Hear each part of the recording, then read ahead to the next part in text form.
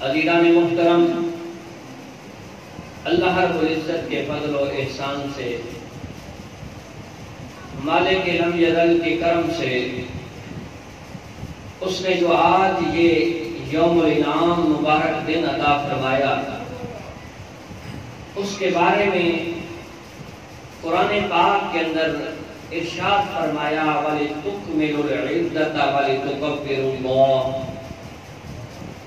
کہ اے بندہ مومن، اے امت مصطفیٰ، وَلِتُكْمِلُوا الْعِدَّةَ، کہ جب تم گنتی پوری کر سکو، جب تمہاری گنتی مکمل ہو جائے، وَلِتُكَبِّرُوا اللَّهَ، اللہ کی بڑائی بیان کرو، کہ جب ماہ رمضان کے مکمل روزے ہو جائیں، اس کے بعد رب کائنات آپ کو یہ خوشیوں اور مبارک دن عطا فرمائے، تو اس دن کیا کرو؟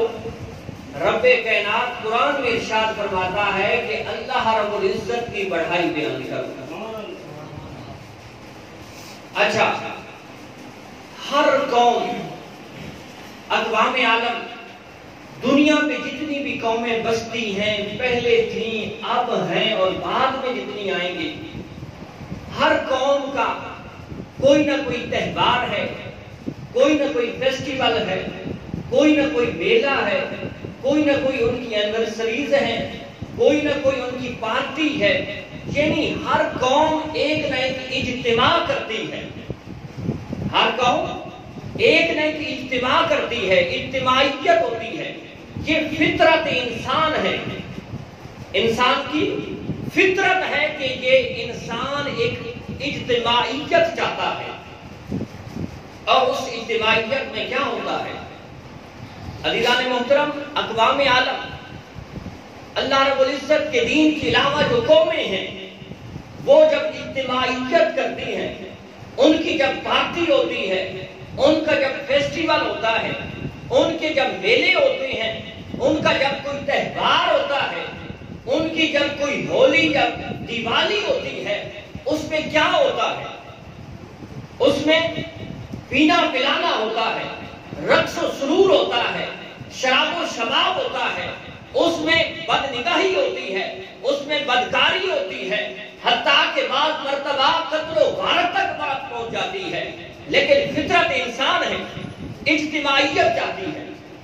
آپ نے حضرت ابراہیم خلیل اللہ علیہ السلام کے واقعے کے اندر سنا ہوگا، علماء سے قرآن کے اندر پڑھا ہوگا کہ حضرت ابراہیم خلیل اللہ علیہ السلام کی قوم سال میں 2 دن اچھے کھانے پکاتی، اپنے بتوں کے سامنے رکھتی، اور پھر لہو لعاب میں گزارنے کے لیے میدانوں میں نکل جاتی، اور وہاں گل گپاڑا ہوتا، شراب و شباب چلتا، وہاں شیطان کو خوش کیا جاتا۔ لیکن دیکھو، جتنی بھی قومیں گزری ہیں، ان کی اجتماعیت ہوتی ہے تو وہ شیطان کو خوش کرتی ہے۔ اب فطرت انسان ہے کہ اجتماعیت چاہتا ہے۔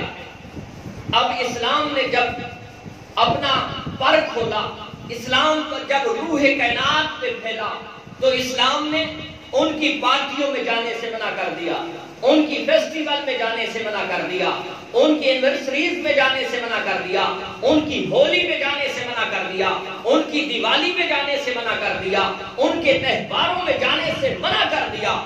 اب انسان جو مسلمان ہے وہ بھی چاہتا ہے کہ ہمارے لیے بھی کوئی تفریح کا دن ہو، ہمارے لیے بھی کوئی ایسا دن ہو۔ تو نبی کریم علیہ السلام نے فرمایا کہ اے مسلمان سنو، رب کائنات نے ان قوموں سے بڑھ کے تمہیں 2 دن عطا فرمائے ہیں کہ جن کے اندر تم بھی رب کے سامنے ضربہ سجود ہو جاؤ اور خوشی مناؤ۔ ان کے دن تو وہ ہوتے ہیں کہ جن کے اندر شیطان کو خوش کیا جاتا ہے، لیکن مسلمانوں کے دن وہ ہیں جہاں رحمان کو خوش کیا جاتا ہے، جہاں رحمان کو خوش کیا جاتا ہے۔ اب رحمان کو کیسے خوش کیا جاتا ہے؟ وہ جاتے ہیں وہاں غیر اسلامی کام ہوتے ہیں، لیکن جب مسلمانوں کے وہ 2 دن کہ جن کے بارے میں نبی علیہ السلام نے فرمایا کہ ان کے دنوں سے بہتر مبارک دن اسلام نے عطا کیے ہیں، وہ ہے عید الفطر اور عید الاضحیٰ۔ حضور سے سبحان اللہ کہ کہ عید الفطر اور عید الاضحیٰ کا دن ہے، ان کے سب دنوں سے افضل، ان کی پارٹیوں سے افضل، ان کی فیسٹیول سے افضل، ان کی ایونورسریز سے افضل، ان کی ہولی دیوالی سے افضل، ان کے میلے ٹھیلے سے افضل۔ وہاں شیطان کو خوش کیا جاتا ہے، یہاں عید میں رب الرحمن کو خوش کیا جاتا ہے۔ سبحان اللہ۔ اب عید کیا ہے؟ آپ علماء سے سنتے ہیں، عید کا ایک معنی لغوی لغت کے اندر عید کس کو کہتے ہیں کہ جو بار بار لوٹ کے آئے۔ کیا کرے؟ لوٹ کے آئے۔ وہ آپ نے دیکھا ہے ہماری نسلیں، پہلی نسلیں گزر گئی، اس وقت بھی عید آیا کرتی تھی، ہماری بھی کافی عمر گزر چکی ہے، سال کے بعد عید آ جاتی ہے، اور پھر آنے والی نسلیں بھی دیکھے گی کہ یہ عید کا دن لوٹ کے آتا ہے۔ اس لیے اس کو عید آتا یہودوں سے نکلا ہے کہ جس کو بار بار لوٹ کے آتا۔ صرف ہم نہیں ہوں گے، ہمارے آباء و اجداد جو عید منایا کرتے تھے وہ نہیں ہیں، پھر کچھ عرصے کے بعد ہم نہیں ہوں گے، ہماری نسلیں ہوں گی، اللہ رب العزت ان کو بھی اس دن عید پڑھنے کی توفیق عطا فرمائے۔ تو ایک تو لغوی معنی ہے اور ایک ہے شرعی اور اصطلاحی معنی۔ اصطلاحی معنی وہ ہوتا ہے کہ جس کے لیے رب کائنات نے مسلمانوں کے لیے خوشی کا دن عطا فرمایا ہو، مسلمانوں کے لیے خوشی کا دن عطا فرمایا ہو، اس کو عید بولتے ہیں۔ اس لیے تو قرآن پاک کے اندر آتا ہے اللہم ربنا انزل علینا مائدۃ من السماء تکون لنا عیدا لاولنا وآخرنا، کہ حضرت موسیٰ کلیم اللہ علیہ السلام رب کی بارگاہ میں دعا مانگ رہے ہیں کہ جب آپ کے حواریوں نے، آپ کے امتیوں نے کہا اے موسیٰ ہم آپ کو تب مانیں گے جب آپ کا رب آسمان سے ہمارے لیے کھانا نازل فرمائے، تو موسیٰ کلیم اللہ علیہ السلام نے رب کی بارگاہ میں ہاتھ اٹھائے، مالک دسترخوان عطا فرما، دسترخوان نازل فرما، اللہم ربنا انزل علینا مائدۃ من السماء، ہمارے لیے تو کھانا نازل فرما، کیا ہو عیدا لاولنا وآخرنا، کہ ایسا کھانا، ایسا دسترخوان جو ہمارے لیے بھی عید ہو، خوشی کا دن ہو، اور ہمارے پچھلوں کے لیے بھی عید اور خوشی کا دن ہو۔ اس لیے اس کو عید بھی کہتے ہیں۔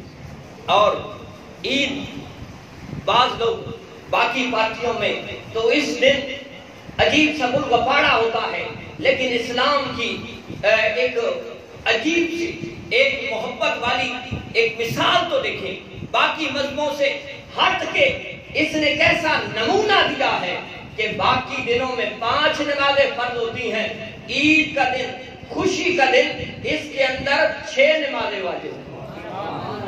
اب بڑی حیرانی والی بات ہو گئی، علی جناب باقیوں کے خوشی کے دن ہوں تو وہ تو عجیب حالت میں گزاریں، لیکن ہمارا خوشی کا دن ہو تو میرے رب نے فرمایا اے میرے مصطفیٰ کی امت، تمہارے اوپر پہلے 5 نمازیں فرض ہیں، لیکن عید کے دن 6 نمازیں ہو جاتی ہیں۔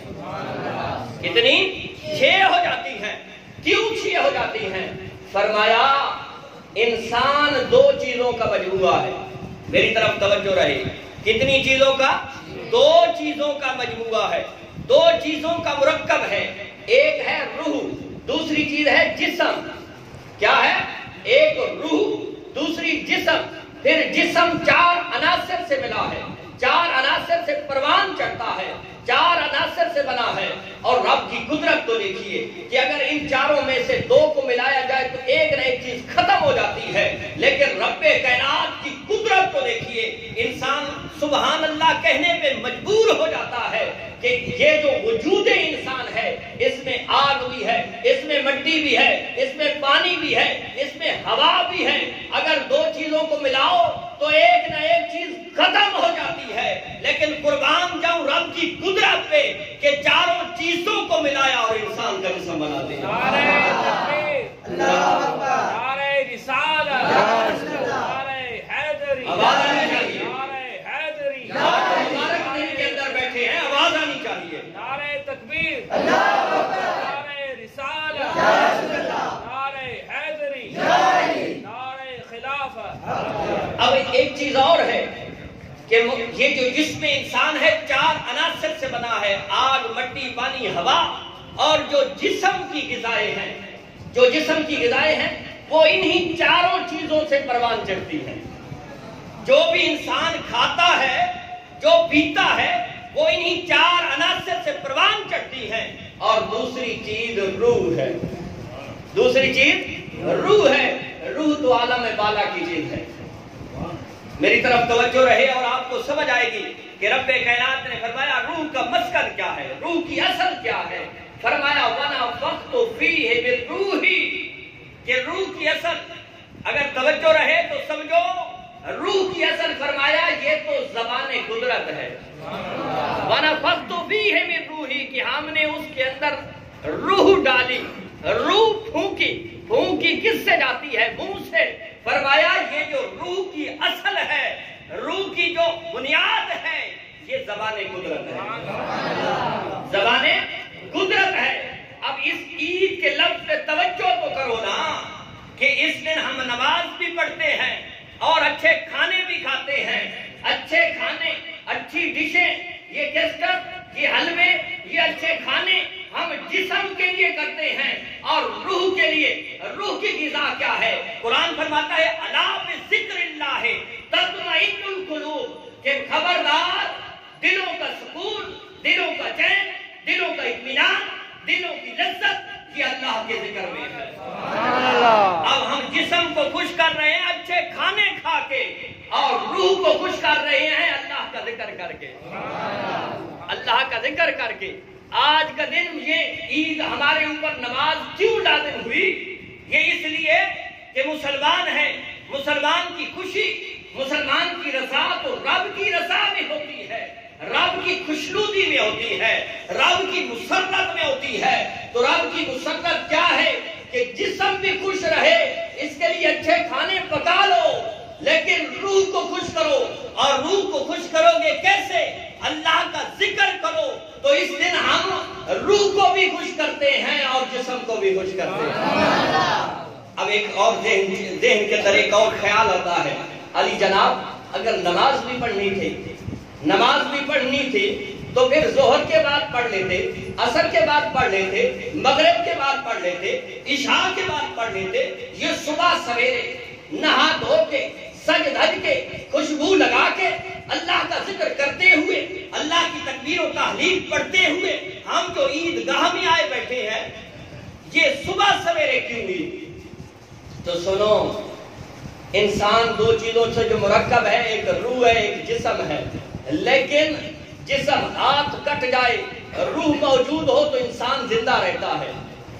آنکھ چلی جائے، روح موجود ہو تو انسان زندہ رہتا ہے۔ ناک کٹ جائے، روح موجود ہو تو انسان زندہ رہتا ہے۔ یہ ٹانگیں، یہ پاؤں کٹ جائیں، انسان کے اندر روح موجود ہو تو انسان زندہ رہتا ہے۔ لیکن ہٹا کٹا انسان ہے، دونوں ٹانگیں بھی صحیح سلامت ہیں، دونوں ہاتھ بھی صحیح سلامت ہیں، یہ کان بھی صحیح سلامت ہیں، یہ ناک بھی صحیح سلامت ہے، یہ زبان بھی صحیح سلامت ہے۔ صرف روح نکل جائے، اب انسان زندہ نہیں بلکہ مردہ ہو جاتا ہے۔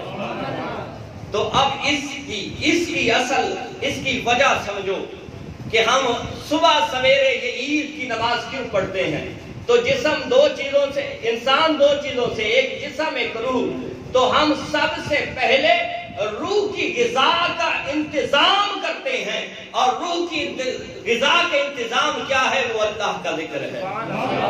اس لیے ہم صبح سویرے نماز پڑھتے ہیں، بعد میں ہم کھانے کھاتے ہیں، بعد میں ہم مشروبات پیتے ہیں، بعد میں ہم جسم کی لذت کا انتظام کرتے ہیں، لیکن سب سے پہلے روح کی لذت، روح کے سکون، روح کی چین کا انتظام کرتے ہیں، اہتمام کرتے ہیں، وہ ہے اللہ کا ذکر۔ اور اللہ کا ذکر کیا؟ نماز عید پڑھ کے ہم اللہ کا ذکر کرتے ہیں، اس لیے صبح سویرے۔ اور دوسری وجہ یہ ہے کہ مسلمان کون ہوتا ہے؟ مسلمان وہ ہے کہ جس کا ہر کام، ہر فعل جس سے ابتدا ہو اللہ کے نام سے ابتدا ہو۔ کھائے تو اللہ کے نام سے ابتدا کرے، پیے تو اللہ کے نام سے ابتدا کرے، چلے تو اللہ کے نام سے ابتدا کرے۔ مسلمان کون ہے؟ جو بھی جائز اور اچھا کام کرتا ہے اس کے اللہ کے نام سے ابتدا کرتا ہے، اور میرے مصطفیٰ نے فرمایا جو اللہ کے نام سے کسی کام کی ابتدا کرتا ہے مالک اس کو پورا فرما دیتا ہے۔ ذرا زور سے سبحان اللہ کیا مالک لم یزل اس کو پورا کر دیتا ہے۔ اب پھر آؤ، انسانی عقل ہے، انسانی سوچ ہے، انسانی فکر ہے، جناب ٹھیک ہے نماز عید بھی ہو گئی، پھر ٹھیک ہے صبح سویرے بھی ہو گئی، اچھا جماعت کی کیا ضرورت تھی؟ قابل توجہ باتیں ہیں یہ آپ نے، میرا جی چاہتا ہے کہ پہلے نہیں سنی ہوگی، ھذا من فضل ربی، کہ ٹھیک ہے نماز عید بھی ہو گئی، صبح سویرے بھی ہو گئی، جناب یہ تو سمجھ آ جاتی ہے، لیکن اکٹھی جماعت کے ساتھ کیوں پڑھی جاتی ہے؟ عید کا مسئلہ ہے، آپ اکیلے نہیں پڑھ سکتے، اور اگر جماعت ہو گئی ہے ہر جگہ پہ تو اس کی قضا بھی نہیں ہے، تو پھر با جماعت کیوں پڑھتے ہیں؟ یہاں رک کے ایک اور بات بھی سمجھو، ایک نماز عید ہے جس کی اگر رہ جائے تو قضا نہیں اور اکیلے نہیں پڑھ سکتے، اور دوسری نماز جنازہ ہے، دوسری نماز جنازہ ہے کہ جو آپ اکیلے نہیں پڑھ سکتے اور اگر رہ جائے تو اس کی قضا نہیں ہے۔ اب اس لطیف نکتے کو سمجھو کہ نماز عید اکیلے نہیں پڑھ سکتے اور اگر رہ جائے تو قضا نہیں، اور جب قضا نہیں اور اکیلے نہیں پڑھ سکتے، اسی طرح جنازہ جو اکیلے نہیں پڑھ سکتے اور رہ جائے تو قضا نہیں، تو یہ ہمیں ایک بتایا جا رہا ہے کہ اے مسلمان تم خوشی میں بھی ایک ہو جاؤ اور غمی میں بھی ایک ہو جاؤ۔ میری بات کی سمجھ تو آئی ہے نا؟ اسلام کیسا دین ہے یار، کتنی محبت سکھا رہا ہے کہ آج جب غم ملے، جنازے پہ لازمی بات ہے انسان کو غم ہی پہنچتا ہے نا، تو فرمایا غم جب ہو اکیلے، نماز جنازہ اکیلا نہیں، اس کی قضا نہیں، اکیلا پڑھا جا سکتا تو آپ میں سے ہر بندہ، میں پوچھتا جناب کیوں آئے ہو؟ جناب میں نے عید کی نماز پڑھنی ہے، اکیلا کھڑے ہو کے نیت کر کے نماز پڑھ کے چلا جاتا، اور اگر قضا ہوتی تو کہتا جناب آج میرا دل نہیں ہے میں کل قضا کر لوں گا۔ فرمایا نا عید کی نماز تم اکیلے نہیں پڑھ سکتے، اس کی قضا نہیں ہے، لازمی بات ہے جماعت کے ساتھ پڑھنی پڑے گی، لازمی بات ہے اکٹھی پڑھنی پڑے گی۔ اسی طرح جنازہ اکیلا کوئی پڑھ سکتا تو جب بھی میت سامنے رکھتا اکیلا پڑھ کے نکل جاتا، یا بعد میں قضا ہوتی تو کہتا میں کل جنازہ پڑھ لوں گا۔ فرمایا نا شریعت کہتی ہے اکیلے نہیں پڑھ سکتے، اکٹھے پڑھو گے، قضا نہیں ہے۔ سمجھایا کہ تم دکھ میں بھی ایک ہو اور خوشی اور سکھ میں بھی ایک ہو، دکھ میں بھی ایک ہو اور خوشی میں بھی ایک ہو۔ اور پھر عید الفطر کیوں کہتے ہیں؟ عید الفطر کیوں کہتے ہیں؟ عید ہی کہہ دیتے، عید الفطر کیوں کہتے ہیں؟ تو سنو، میرے مصطفیٰ علیہ تحیت و ثناء نے فرمایا للصائم فرحتان، جو روزہ دار ہے اس کے لیے دو خوشیاں ہیں، ذرا زور سے سبحان اللہ ہونی چاہیے۔ فرمایا للصائم فرحتان، کہ روزہ دار کے لیے دو خوشیاں ہیں، کون سی؟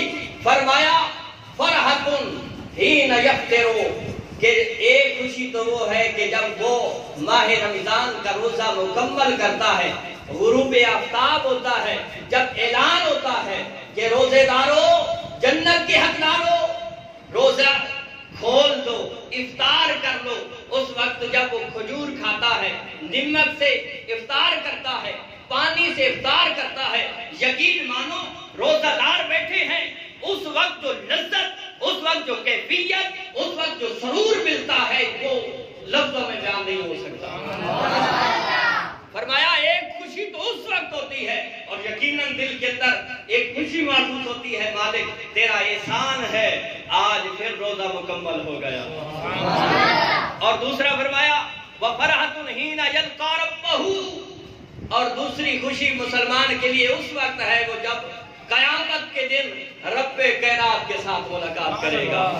مالکا میرا سونا رب، میں نے تیرے لیے نمازیں پڑھی ہیں، میں نے تیرے لیے روزے رکھے ہیں، میں نے تیرے لیے زکاتیں دی ہیں، میں نے تیرے لیے صدقہ و خیرات کیا ہے، میں نے تیرے لیے اپنی قوم کے ساتھ رشتہ تعلق جوڑ کے رکھا ہے، میں نے تیرے ہر حکم کو اپنے اوپر لاگو کیا ہے، اور جب رب کا دیدار ہوگا انسان غم بھول جائے گا، انسان کو پریشانیاں ختم ہو جائیں گی، اور انسان کا جی چاہتا ہے کہ بس اسی میں یہی ٹائم ہو، اسی نظارہ ہو، میری آنکھ ہو، رب کا دیدار ہو۔ اچھا، میں نے سمجھانا ہے کہ عید الفطر کیوں کہتے ہیں۔ ایک تو فطر ہے، ایک تو افطار ہے کہ روزانہ بنیاد پہ جب غروب آفتاب ہوتا ہے، روزے کا وقت مکمل ہوتا ہے تو خوشی محسوس کرتا ہے کہ یار آج میرے رب کا احسان ہوا، آج میرے رب کا فضل ہوا کہ پھر روزہ مکمل ہو گیا۔ یہ تو جزوی افطار ہے، یہ تو چھوٹا افطار ہے۔ جب شوال کا چاند نظر آتا ہے، جب شوال کا چاند نظر آتا ہے، یکم شوال ہوتی ہے اور افطار کبیر ہوتا ہے، عید کا دن ہوتا ہے، اس دن انسان دل کے اندر خوشی محسوس کرتا ہے، مالک تیرا احسان ہوا، تیرا فضل ہوا، تیرا کرم ہوا، تیرے شکر ادا کرنے کی وجہ سے تو نے مجھے اتنی طاقت دی ہے، اتنی توفیق دی ہے، اتنی سعادت دی ہے کہ میں نے مکمل ماہ رمضان کے روزے رکھے۔ اس دن اور زیادہ خوشی بڑھ جاتی ہے، یکم شوال کو عید کے دن اور زیادہ خوشی بڑھ جاتی ہے۔ پھر کیسا وہ وقت ہوتا ہے، اور پھر یہ عید کو اسلام اجتماعیت سکھاتا ہے، اسلام جگانگت سکھاتا ہے، اسلام تعلقات کو جوڑنا چاہتا ہے۔ وہ کیسے؟ ذرا اسلام کو پڑھو تو صحیح۔ ہم نے تو صرف جاہلوں سے اسلام کی تشریحیں سنی ہیں، کبھی اسلام کو پڑھو، اسلام کو سیکھو۔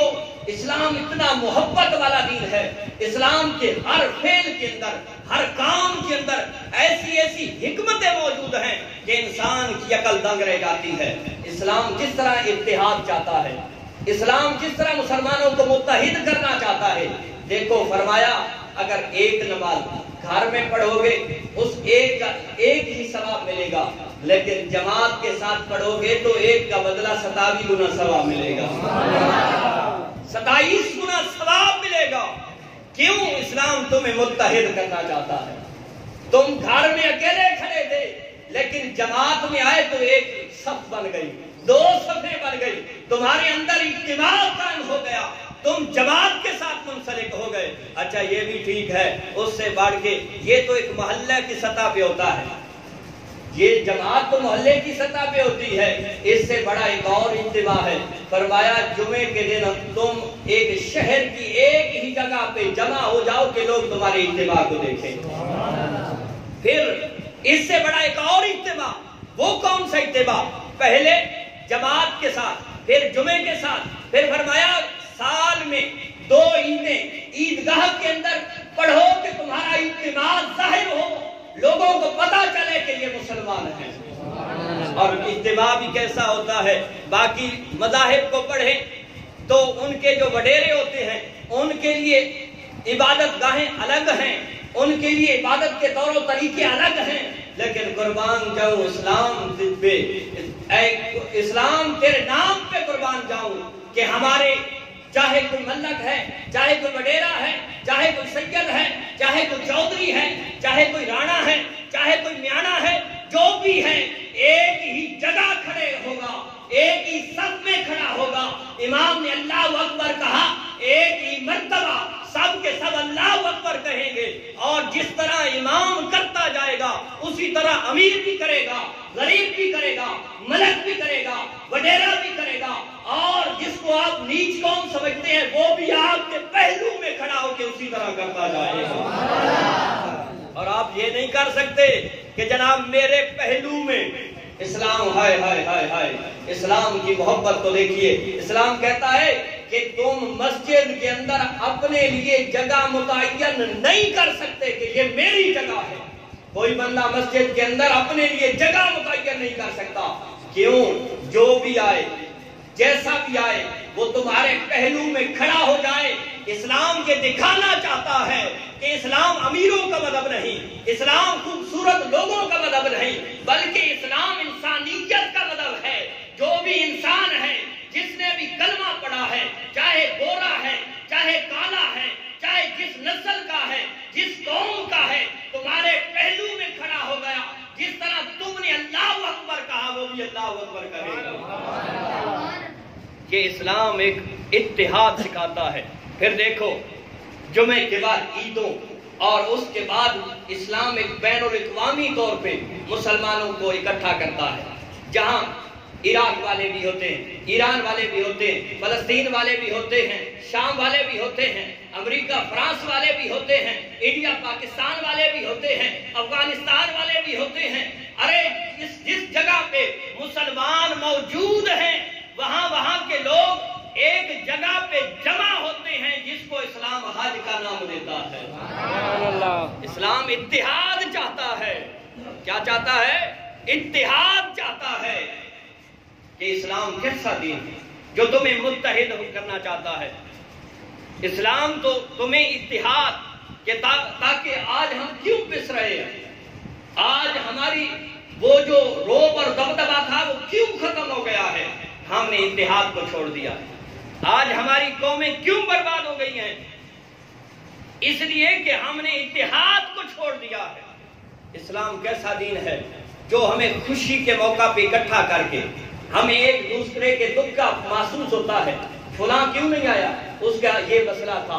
اچھا فلاں کے یار اس کے کپڑے کیوں نئے نہیں ہیں، یار یہ غریب ہے. اسلام کہتا ہے اسے فطر عطا کرو، اسے صدقہ فطر دو. اچھا صدقہ فطر کو فطر کیوں کہتے ہیں؟ فطر کیوں کہتے ہیں کہ یہ تمہیں مسلمان، وہ مسلمان جو غریب ہیں، جو نادار ہیں، جو کمزور ہیں، جو اپنے اخراجات پورے نہیں کر سکتے. یہ رب کی تقسیم ہے نا. رب تعالیٰ، یہ رب کی ایک بہت بڑی حکمت ہے کہ اگر دنیا پہ غریب نہ ہو تو امیر اپنا صدقہ کس کو دیں گے، اور جب صدقہ نہیں دیں گے تو یہ ثواب کیسے کمائیں گے.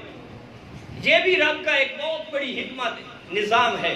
اور پھر غریب کو فرمایا فطر اس لیے ہے کہ جب تم کسی غریب کو دو گے اور وہ رب کا شکر ادا کرے گا اور جو دل کے اندر اس کی خوشی محسوس ہوگی اسی کو صدقہ فطر کہتے ہیں. صدقہ فطر کہتے ہیں. اور پھر میرے مصطفیٰ ارے شریعت کے ایک ایک عمل پہ توجہ کرو. فرمایا اے مسلمان جو صاحب استطاعت ہے، جسے رب کائنات نے توفیق دی ہے، جسے رب کائنات نے مال و دولت دیا ہے، جسے رب کائنات نے سیم و زر دیا ہے، فرمایا جب تک صدقہ فطر ادا نہیں کرتا اس کے روزے آسمان اور زمین کے درمیان لٹک جاتے ہیں. کتنا خوبصورت دن کہ تم یہ بھی سمجھو کہ یار میرے روزے منظور ہوں. خوشی نہ صحیح لیکن اس وجہ سے تم دو کہ میرے روزے منظور ہوں. تو اس لیے فرمایا کہ جب کوئی انسان جو صاحب استطاعت ہے وہ روزوں کا یہ صدقہ فطر ادا نہیں کرتا تو فرمایا آسمان اور زمین کے درمیان اس کے روزے لٹک جاتے ہیں. اور جب وہ صدقہ فطر ادا کرتا ہے رب کائنات ان روزوں کو سب پر لگاتا ہے اور عرش کے نیچے جو قندیلیں ہیں ان قندیلوں تک یہ روزے پرواز کرتے ہوئے عرش کے نیچے ان قندیلوں تک پہنچ جاتے ہیں. اور جب انسان اس دنیا سے جاتا ہے تو وہ اس کے نامہ اعمال میں اس کو ٹرانسفر، اس کو منتقل کر دیے جاتے ہیں. وقت پورا ہے. میں آخری بات کہ میرے مصطفیٰ نے کس طرح عید گزاری ہے، آخری بات یہی میرا لب لباب ہے تقریر کا، لیکچر کا اصل حاصل ہے. توجہ رہے میرے مصطفیٰ. یہ روایت میرے خیال میں آپ نے کئی مرتبہ سنی ہوگی کہ حضرت جابر بن عبداللہ رضی اللہ تعالی عنہ آپ فرماتے ہیں میرے مصطفیٰ کس طرح عید گزارتے تھے. فرمایا عید کے دن میرے مصطفیٰ علیہ تحیت و ثنا گھر سے نکلتے، ساتھ میں سیدنا بلال رضی اللہ تعالیٰ عنہ ہوتے. حضرت بلال کے ہاتھ میں ایک چھوٹا سا نیزہ ہوتا تھا جو نجاشی بادشاہ نے میرے مصطفیٰ کو دیا تھا، میرے مصطفیٰ نے حضرت بلال کو دے دیا تھا. اور میرے مصطفیٰ گھر سے چلے ہیں، رستے میں لوگوں کے ساتھ مصافحہ فرما رہے ہیں اور ساتھ میں زبان پہ کیا ہے؟ اللہ اکبر، اللہ اکبر، لا الہ الا اللہ، واللہ اکبر، اللہ اکبر وللہ الحمد. یہ کیوں پڑھ رہے ہیں؟ فرمایا یہ اس لیے پڑھ رہے ہیں کہ جو بھی عیدگاہ کی طرف یہ تکبیر پڑھتے ہوئے لگتا ہے، جہاں جہاں اس کی آواز پہنچتی ہے، چاہے وہ ریت کے ذرے ہیں، چاہے وہ زمین کے ذرے ہیں، چاہے وہ درختوں کے پتے ہیں، چاہے وہ پانی کی قطرات ہیں، جب اس کی تکبیر کو سنتے ہیں اس پہ گواہ ہو جاتے ہیں۔ میرے مصطفیٰ چلے اور پھر عیدگاہ پہ پہنچے، وہاں حضرت بلال نے نیزہ گاڑا، میرے مصطفیٰ علیہ تحیت و صدا حضرت بلال کے ساتھ ٹیک لگائے ہوئے مسلمانوں کو خطبہ دے رہے ہیں۔ اور خطبے کا موضوع کیا ہے، خطبے کا ٹاپک کیا ہے؟ فرمایا اے مسلمانوں رب سے ڈرو۔ خطبے کا موضوع کیا ہوتا؟ اے مسلمانوں رب سے ڈرو۔ اور جس کے دل کے اندر رب کا خوف آ جاتا ہے پھر دنیا والے اس سے ڈرنا شروع ہو جاتے ہیں۔ ذرا زور سے سبحان اللہ۔ آج تو خوشی کا دن ہے، مبارک دن ہے، آج تو ویسے بھی خوشی منانی چاہیے اور رب کی بارگاہ میں آج بیٹھے۔ فرمایا میرے مصطفیٰ آج کے دن لوگوں کو رب کا ڈر سناتے، پھر عبادت کرنے کی ترغیب دیتے کہ اے مسلمان اب ایسا نہ ہو کہ ماہ رمضان گزر گیا تو نمازیں بھی گئی، ماہ رمضان گزر گیا تو تلاوت بھی گئی، ماہ رمضان گزر گیا تو ذکر اذکار بھی گیا۔ نہ اے مسلمان، یہ تجھے پریکٹس کرائی گئی ہے، یہ تمہیں آگ میں ڈال کے کندر بنایا گیا ہے۔ سونا میل کچیل سے بھرا ہوا ہو تو اسے آگ میں ڈالتے ہیں اور جب نکالتے ہیں تو خالص سونا جسے کندر کہتے ہیں، کندر بن کے نکلتا ہے۔ اے مسلمان تو کندر بن کے نکلا ہے، اب نمازیں بھی پڑھنی ہے اور اسی طرح تلاوت کلام الہی بھی کرنی ہے، اسی طرح ذکر اذکار بھی کرنا ہے۔ یعنی عبادت کی ترغیب دلاتے، پھر فرماتے اے مسلمانوں آج کے دن صدقہ کیا کرو۔ صدقے کا آج کے دن بہت زیادہ ثواب ہے۔ پھر جب لوگ مردوں سے فارغ ہو جاتے عورتوں کی طرف تشریف لے جاتے، فرماتے اے عورتوں میں نے جہنم کے اندر سب سے زیادہ عورتیں اور پتھر دیکھے ہیں۔ ایک عورت کھڑی ہوئی، اے اللہ کے پیارے رسول، اے بندہ نواز، عورتیں ہی کیوں جہنم میں؟ فرمایا اس لیے کہ عورتیں شکایتیں زیادہ کرتی ہیں، اور اس لیے کہ یہ اپنے خامن کی ناشکری ہوتی ہیں، اور اس لیے کہ یہ صدقہ و خیرات نہیں کرتی۔ اب اس کا یہ تو ایک واضح مضمون ہے۔ دوسرا فرمایا اسی حدیث سے ثابت ہوتا ہے کہ جہنم میں تو وہ جائے گی جو شکایتیں کرتی ہے، جو خامن کی ناشکری ہے، جو صدقہ خیرات نہیں کرتی، جو خامن کی شکر گزار ہے، جو خامن کا اطاعت گزار ہے، فرما بردار ہے، جو رب اور خامن کی شکایتیں نہیں کرتی، اپنے خاندان کی شکایتیں نہیں کرتی اور صدقہ و خیرات کرتی ہے، یقیناً وہ جنتی عورت ہے۔ اور آپ علیہ السلام کے ساتھ حضرت بلال ہوتے، حضرت بلال کے ہاتھ میں ایک کپڑا ہوتا جس کو آپ جھولی نما سمجھ لیں، وہ آپ کرتے جاتے۔ حدیث کے لفظ ہیں کہ عورتیں اپنی انگوٹھی اتارتی، چھلے اتارتی، بالیاں اتارتی اور اس میں ڈالتی جاتی کہ یہ میری طرف سے صدقہ ہے، یہ میری طرف سے صدقہ ہے۔ تو آج کے دن اس مبارک دن کے حوالے سے میں نے جو کچھ آپ حضرات کے سامنے رکھا، مالک لم یزل کی پاک بارگاہ کے اندر عاجزانہ فقیرانہ دعا ہے، رب کائنات ہم سب کا یہاں مل بیٹھنا اپنی پاک بارگاہ کے اندر منظور و مقبول فرمائے۔ مالک لم یزل ہمارے عزیز و اقارب کی اور تمام مسلمانوں کی بخشش و مغفرت فرمائے۔ وآخر دعوانا ان الحمد للہ رب العالمین۔ نیت